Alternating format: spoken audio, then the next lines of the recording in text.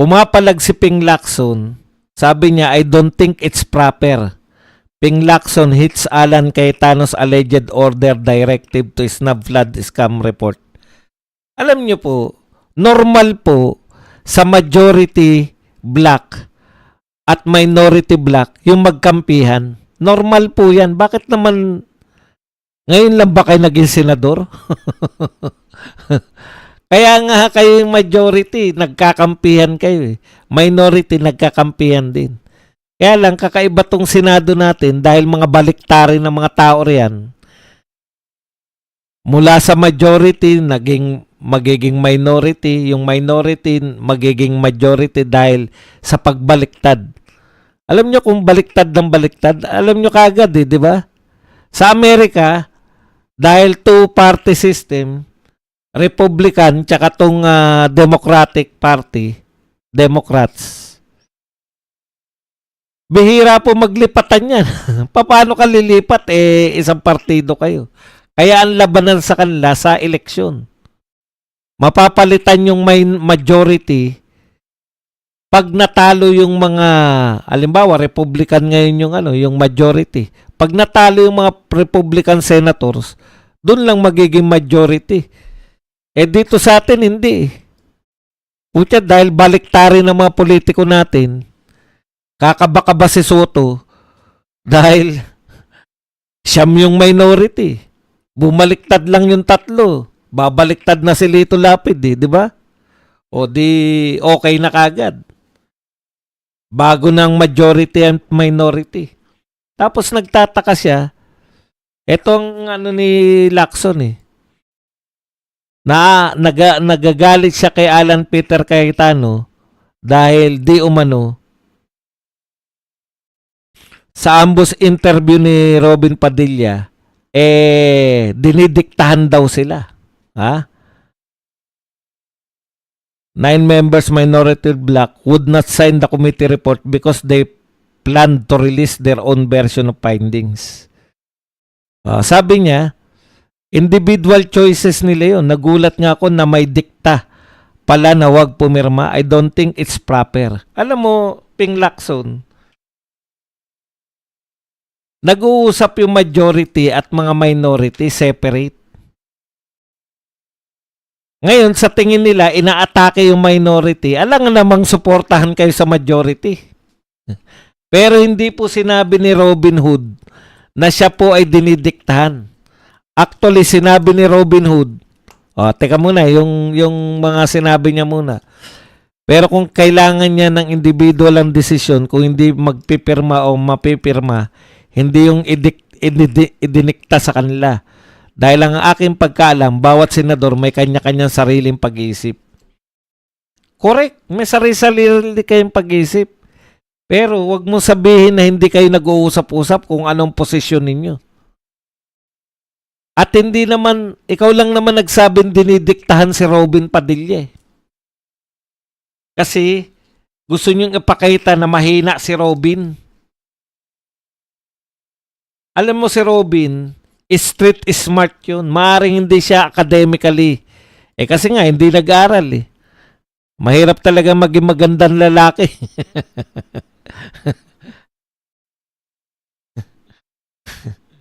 Okay.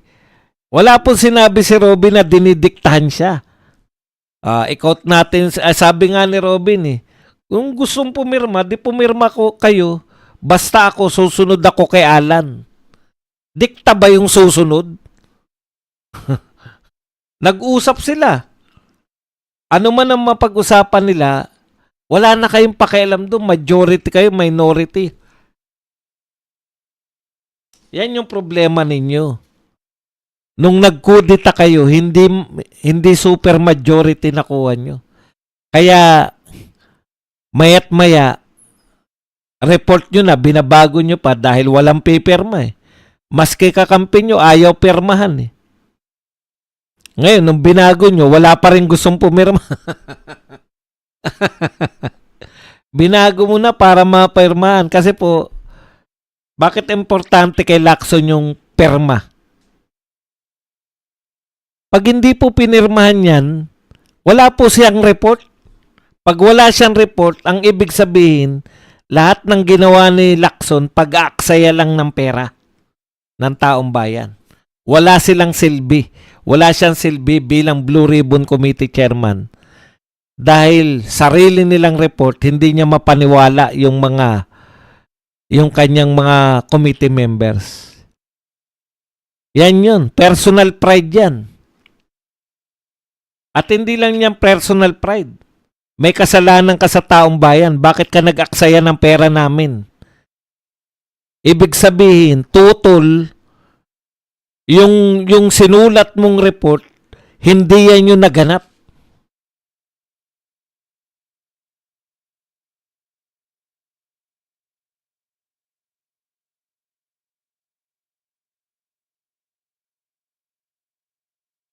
Talagang mayat maya silang kakabahan kasi konti lang. Sabi nga sa inyo, 3 lang eh. Bumaliktad lang yung 2 bilyar eh. Si Pia Cayetano, di kuha na nila yung 3. Plus si Lito Lapid. Ang isa pang ginagawa nila, yan, yung inuubos nila yung minority talaga eh. Siyempre, yung 3 na yan, yung 3 may kaso, tignan po ninyo. Hanggang ngayon, hindi pa kinakasuhan, di ba? Bakit yung kasabay nila si Ramon Revilla may kaso na, nakakulong na? Bakit yung 3 senador na active senator hindi pa rin nakakasuhan? Ano pagkakaiba? Ang pagkakaiba, wala nang bilang si Ramon Revilla. Ano lang si Ramon Revilla? Pakita lang nila, eto, eto kami, Hindi kami natatakot mga senador-senador. Gusto nilang pakita na nagtatrabaho sila. Talagang meron silang anti-corruption drive.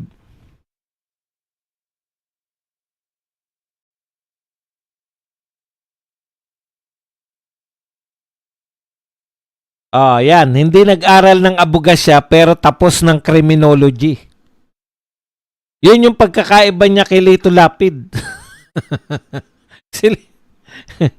Kaya si Robin Padilla, minsanan lang magsalita, pero punong-puno po ng alam niya po yung direksyon eh. Tsaka yung pagiging makabayan niya, yung sense of history ni Robin Padilla, meron siyang meron siyang pagmamahal sa kasaysayan. Alam niya yung history ng Pilipinas.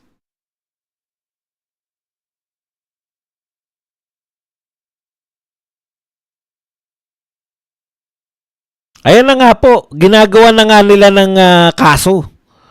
Sino ba magsasampa dyan sa mga senador sa ICC? Ano yan, ICC ang nagkusang kasuhan sila? May nagkaso po dyan sa mga yan, di ba? Sino po yung mga nagkaso? Mga traidor na Pilipino. Kaya yung sinasabi niya na dinidiktahan sila ni Alan Peter Cayetano, kayo nga, majority kayo eh. Insecure pa kayo kay Alan Peter Cayetano. Alam niyo kung bakit saan nagmumula yung inseguridad niyo? Kitang-kita naman sa debate na hindi niyo kaya si Alan Peter Cayetano. Di ba? Angat na angat sa inyo. Yan po yung problema. Pagka po anong katangian ng mga sinasabi ko na yung mga senador na naging statesman? Yung mga tumandang senador na naging kahanga-hanga sila habang tumatanda. Alam niyo po kung ano? Ano ang katangian nila? Matatalino po sila. Kaya wala silang inseguridad.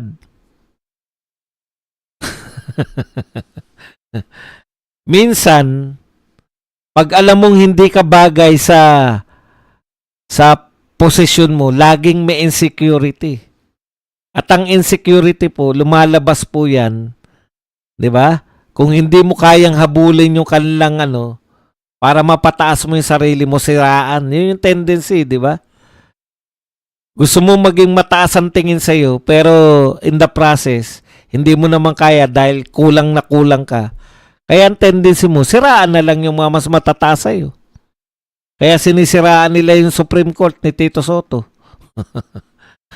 Kasi hindi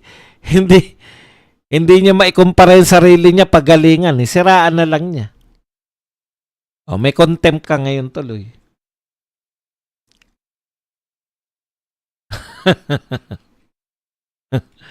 Paano lalaban sa debate ang mga yan? Alam niyo po, may sa mga matatalinong tao, second nature na nila makipagdebate. Kita mo si Kiko Pangilinan. Abogado rin yan. Ngayon lang ako nakakita ng abogado na naggalit-galitan na lang dahil hindi na niya kayang sagutin yung mga naggalit-galitan na lang tapos ayaw na raw sumagot. Saan ka nakakita ng abogadong ganyan?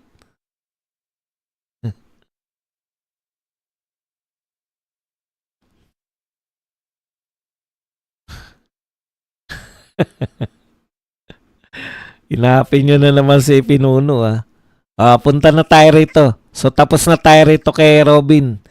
Hindi po dinidiktahan. Sabi nga ni Robin sa interview, pinanood ko yung interview, baka naman kako tama naman to si Lacson. Ang linaw na sinabi ni Robin Kung gusto nilang pumirma nung ibang minority, di pumirma sila. Basta ako, susunod ako kay Alan. So, ibig sabihin, yung mga senador, si Robin Padilla, dahil siya po ay tapat. Ganun po yun. Ang leader nila, si Alan Cayetano. Follow the leader. Ano po si Robin Yung talagang konsenso siya kung sino yung mga niya. Mga leader niya, susundin niya. Di ba? Hindi po siya nagmamagaling. Si Robin Padilla, in fairness, umaamin po yan ng mga pagkukulang, kaya alam niya